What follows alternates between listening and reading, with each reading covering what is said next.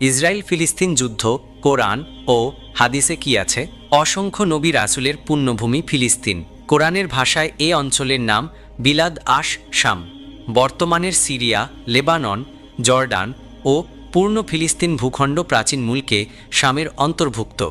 আল্লাহ তাআলা এই পুণ্যভূমিতে অসংখ্য নবী রাসূল প্রেরণ করেছেন। সেখানে রয়েছে পৃথিবীর তৃতীয় পবিত্রতম মসজিদ আল আকসা। সেজন্য ফিলিস্তিন মুসলমানদের কাছে সবসময় মর্যাদার, গুরুত্বের ও ভালোবাসার।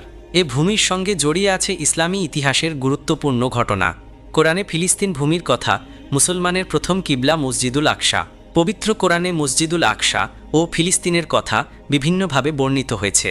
মসজিদুল আকসা ও তার আশপাশের অঞ্চলকে বরকতময় ভূমি হিসাবে উল্লেখ করা হয়েছে মহাগ্রন্থ আল কোরআনে।